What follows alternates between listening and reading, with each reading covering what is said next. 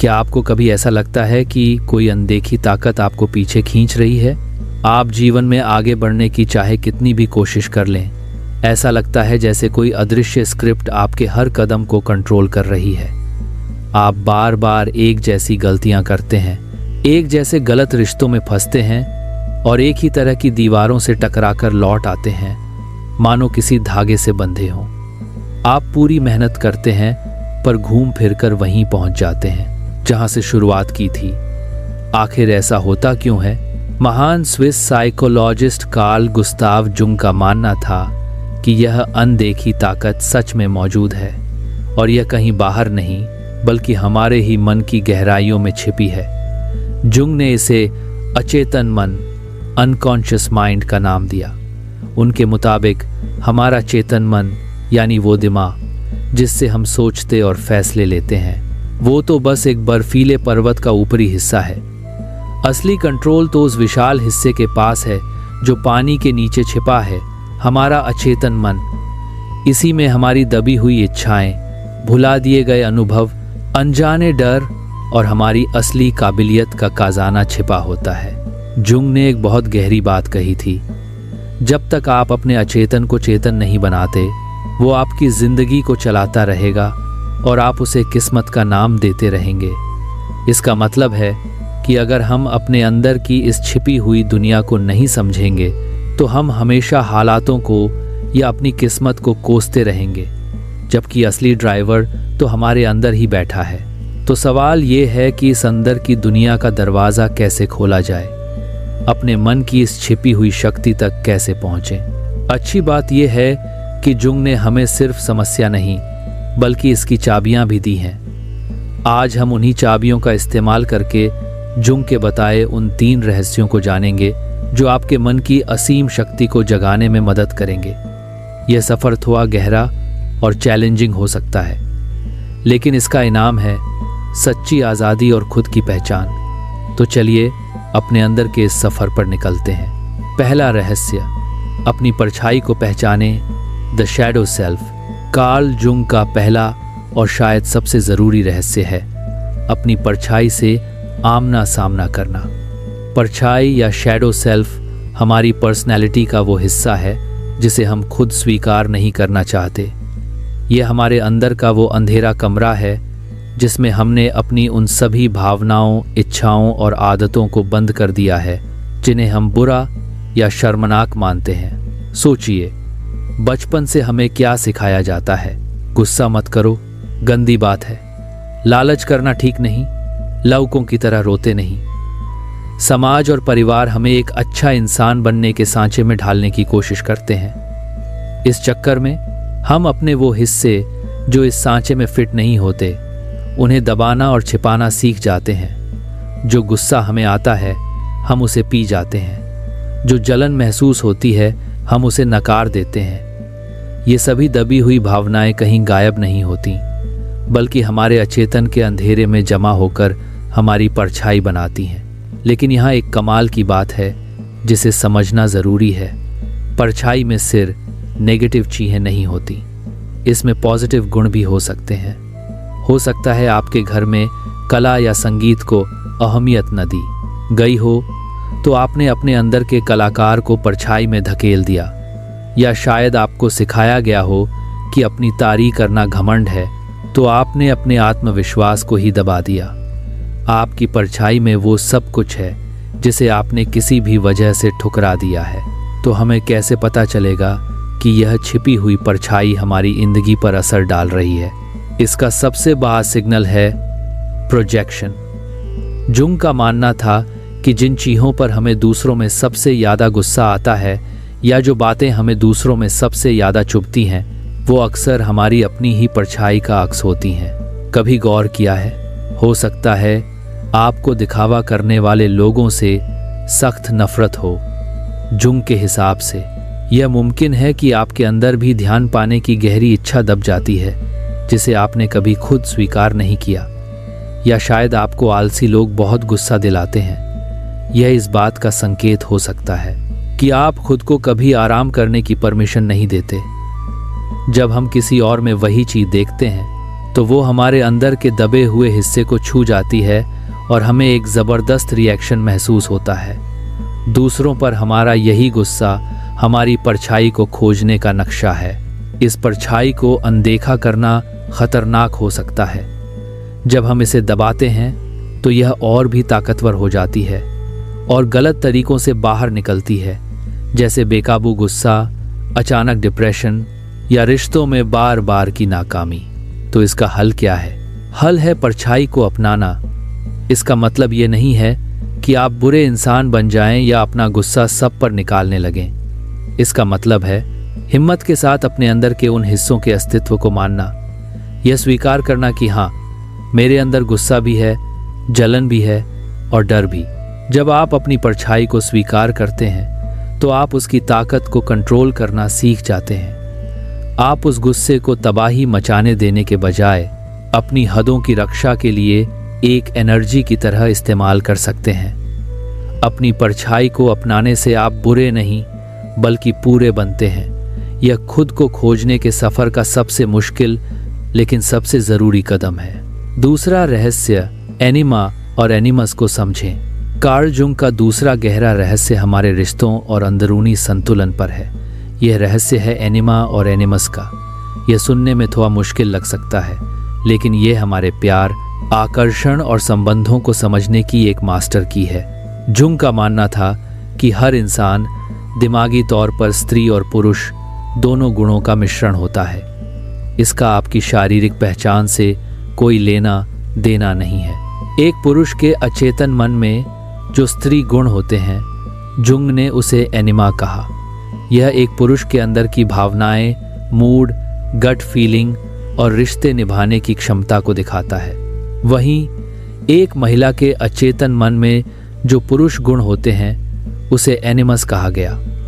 यह एक महिला के अंदर का तर्क, हिम्मत, अपनी बात रखने की कला और फैसले लेने की क्षमता को दिखाता है। यह एनिमा और एनिमस हमारे अंदर आते कहाँ से हैं? इनकी पहली छाप हमारे जीवन के सबसे पहले विपरीत लिंग के इंसान से बनती है, यानी हमारे माता पिता। एक लड़के की एनिमा पर उसकी माँ का असर होता है और एक लड़की के एनिमस पर उसके पिता का। वक्त के साथ इसमें दूसरे अनुभव और दूसरे प्रभाव भी जुड़ते जाते हैं। अब आती है सबसे दिलचस्प बात, जो हमारे रोमांटिक रिश्तों पर सीधा असर डालती है। जुंग कहते हैं कि जब हमें किसी से पहली नज़र में प्यार होता है तो असल में हम उस इंसान से प्यार नहीं कर रहे होते।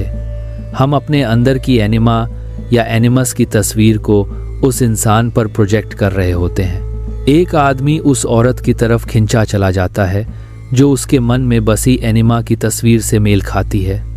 उसे लगता है बस यही तो वो है, पर असल में वह अपनी ही आत्मा की छवि को उस औरत में देख रहा होता है। इसी तरह एक औरत उस आदमी की तरफ आकर्षित होती है जो उसके अंदर के एनिमस की ताकत या समझदारी की छवि को पूरा करता है। रिश्ते की शुरुआत में यह प्रोजेक्शन एक जादुई कशिश पैदा करता है। हमें लगता है कि सामने वाला हमें पूरा कर रहा है, लेकिन यही प्रोजेक्शन बाद में दिल टूटने की सबसे बड़ी वजह भी बनता है। जब शुरुआती नशा उतरता है तो हमें एहसास होता है कि असल इंसान तो हमारी दिमागी तस्वीर से बिल्कुल अलग है।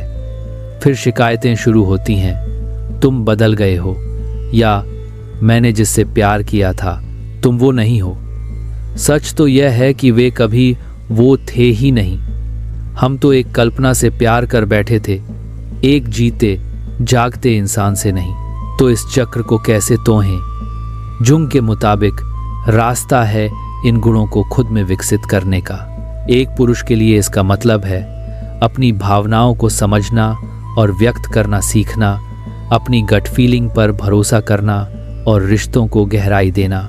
जब वो ऐसा करता है तो उसे अपनी खुशी के लिए किसी बाहरी महिला की ज़रूरत नहीं पड़ती। एक महिला के लिए इसका मतलब है अपनी राय को हिम्मत से रखना, लॉजिकल सोच विकसित करना और अपनी ज़िंदगी की जिम्मेदारी लेना। जब वो ऐसा करती है तो वो ज़्यादा आत्मनिर्भर और शक्तिशाली महसूस करती है। जब हम अपने अंदर के इन दोनों पहलुओं को संतुलित कर लेते हैं तो हमारे रिश्ते बदल जाते हैं। हम ज़रूरत और अधूरेपन से नहीं बल्कि बराबरी और सम्मान से रिश्ते बनाते हैं। एनिमा और एनिमस को समझना सिर्फ प्यार को समझना नहीं है, यह अपने अंदर की संपूर्णता को पाना है। तीसरा रहस्य, अपने असली स्व को पाना, इंडिविजुएशन। कार्ल जुंग की साइकोलॉजी का जो आखिरी और सबसे बड़ा लक्ष्य है वही है तीसरा रहस्य, इंडिविजुएशन, यानी वैयक्तिकता की प्रक्रिया। यह शब्द भारी भरकम लग सकता है, पर इसका मतलब बहुत सीधा और सुंदर है।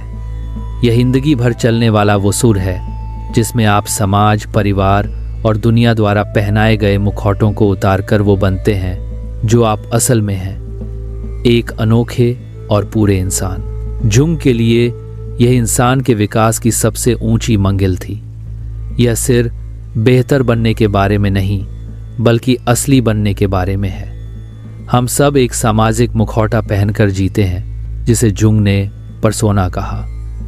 यह वो चेहरा है जो हम दुनिया को दिखाते हैं, एक अच्छे स्टूडेंट, एक जिम्मेदार कर्मचारी या एक अच्छे माता पिता का चेहरा।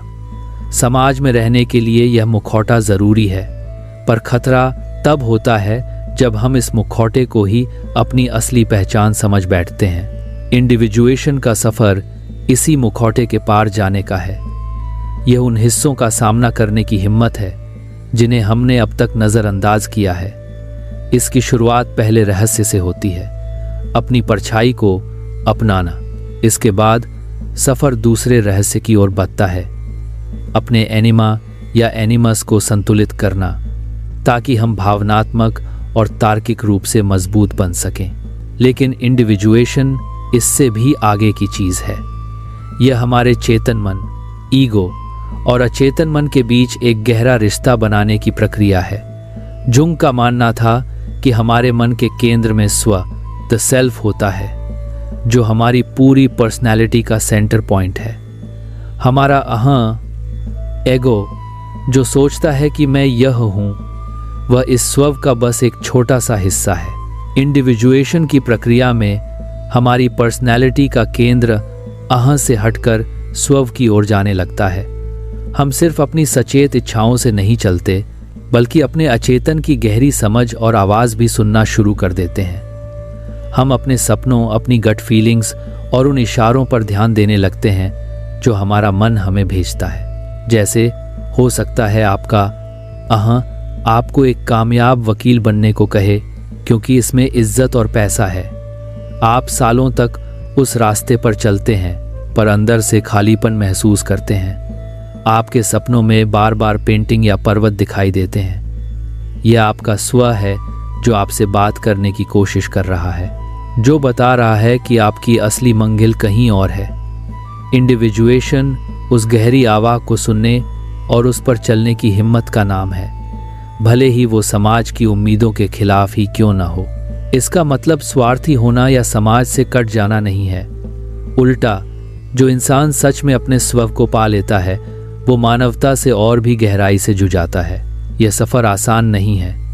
जुंग ने कहा था, जो बाहर देखता है वो सपने देखता है, जो भीतर देखता है वो जाग जाता है। अंदर देखना हिम्मत का काम है, पर यही सफ़र हमें सच्ची आज़ादी, आत्मविश्वास और जीवन में एक गहरा मकसद देता है। यह वो प्रक्रिया है जिससे हम आखिरकार वो इंसान बनते हैं जो बनने के लिए हम पैदा हुए थे। तो यह थे कार्ल जुंग के 3 गहरे रहस्य। अपनी परछाई को पहचानना, अपने एनिमा, एनिमस को संतुलित करना और अपने असली स्व को पाने के सफ़र पर निकलना। ये तीनों अलग अलग रास्ते नहीं, बल्कि एक ही मंजिल के 3 स्तंभ हैं। यह ज्ञान सिर्फ सुनने के लिए नहीं है, इसे आप आज से ही अपनी ज़िंदगी में उतार सकते हैं, परछाई के लिए। अगली बार जब किसी की कोई आदत आपको बहुत ज़्यादा परेशान करे, तो एक पल रुककर खुद से पूछें, ये चीज़ मेरे बारे में क्या बता रही है? मेरे अंदर ऐसा क्या दबा हुआ है जो मुझे इतना गुस्सा दिला रहा है? एनिमा, एनिमस के लिए अपने रिश्तों को देखें। खुद से ईमानदारी से पूछें, क्या मैं इस इंसान को वैसे ही प्यार करता हूँ जैसा वो है, या अपनी किसी कल्पना से? इंडिविजुएशन के लिए एक डायरी लिखना शुरू करें। उन पलों के बारे में लिखें जब आप सबसे ज़्यादा खुद जैसा महसूस करते हैं, जब आप समय भूल जाते हैं और जिंदा दिली महसूस करते हैं। आपका स्वयं आपको क्या बताने की कोशिश कर रहा है। यह एक गहरा और निजी सफर है जो हमें हमारे ही मन की अनजान गलियों में ले जाता है। तो इन 3 रहस्यों में से कौन सा रहस्य आपको सबसे ज्यादा अपने जैसा लगा? क्या यह परछाई का अंधेरा है, या रिश्तों में एनिमस का खेल, या फिर आप पहले से ही अपने असली स्वयं को खोजने के सफर पर हैं? अपने विचार नीचे कमेंट्स में जरूर शेयर करें। कार्ल जुंग का काम हमें याद दिलाता है कि हमारे अंदर एक पूरा ब्रह्मांड है जिसे खोजा जाना बाकी है। अगर आपको मन की गहराइयों का यह सफर पसंद आया तो वीडियो को लाइक करें, इसे दोस्तों के साथ शेयर करें और ऐसे ही और रहस्यों को जानने के लिए चैनल को सब्सक्राइब करना न भूलें। आपका अंदरूनी सफर मंगलमय हो। धन्यवाद।